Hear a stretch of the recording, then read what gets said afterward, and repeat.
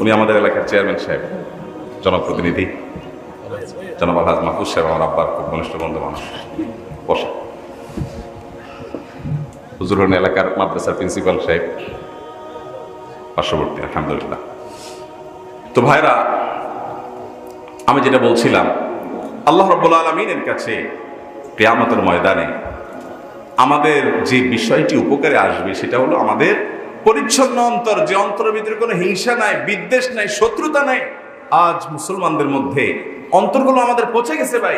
কিয়ামতের ময়দানে যদি আল্লাহর কাছে এরকম একটা মন নিয়ে যেতে পারেন, আল্লাহ আমার মনের ভিতরে হিংসা বিদ্বেষ যা ছিল আমি আত্মশাসন করে, আত্মপর্যালোচনা করে, সেগুলো বের করে মনটাকে ফ্রেশ করেছি, কারোর প্রতি বিদ্বেষ রাখি নাই, এই মন নিয়ে আমি আপনার কাছে যেতে পেরেছি, এই একটা আমল যদি করে যেতে পারেন ভাইরা মা, আখিরাতের পথ অনেক মসৃণ হবে, অনেক মসৃণ হবে।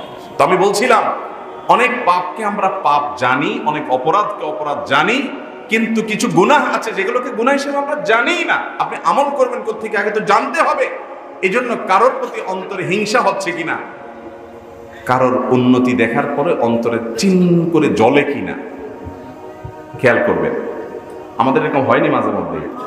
আপনাদের হয়নি মাঝে মধ্যে এরকম যে কারোর ভালো শুনছেন, অমুকের ছেলে হঠাৎ করে সে শুনলেন যে সে বিশাল কিছু একটা করে ফেলছে, কিছু একটা ঘটায় ফেলছে, অনেক বড় কিছু হয়ে গেছে, অথচ আপনার তার সাথে কম্পিটিশন, ঠেলাঠেলি আছে, প্রতিযোগিতা আছে। এই খবরটা শোনার পর দিলের ভিতরে সুখ লাগে না কষ্ট লাগে? কষ্ট লাগে। এর নাম কি? হিংসা। পাশের দোকানদার, ওনার দোকানে দেখলেন এক কাস্টমার ঢুকে একসাথে অনেক টাকার মাল অর্ডার দিয়ে ক্যাশ পেমেন্ট করে সব হনহনায় মালগুলো নিয়ে রিক্সায় গাড়িতে উঠে চলে যাচ্ছে, আর আপনি সকাল থেকে মাছি মারতেছেন, একজনও আসে নাই। কষ্ট লাগে না ভালো লাগে? এর নাম কি? হিংসা।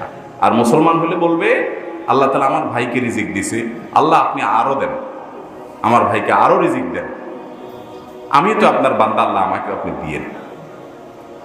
এটা হলো মুসলমানের খাসলত। এরপরে দিন শেষে যদি আল্লাহ আপনাকে নাও দেয়, তাহলে বুঝবেন আল্লাহ আমার টেস্ট করতেছে, আল্লাহ আমার কি নিচ্ছে? পরীক্ষা নিচ্ছে, যে বান্দা আমার এই সময় কি করে। তখন আরো জোরে দিল থেকে বলবেন, আল্লাহ আপনি না দিয়ে আপনার বান্দাকে আপনি পরীক্ষা নিচ্ছেন, আপনি যদি খুশি থাকেন আমি আরো জোরে খুশি, আলহামদুলিল্লাহ।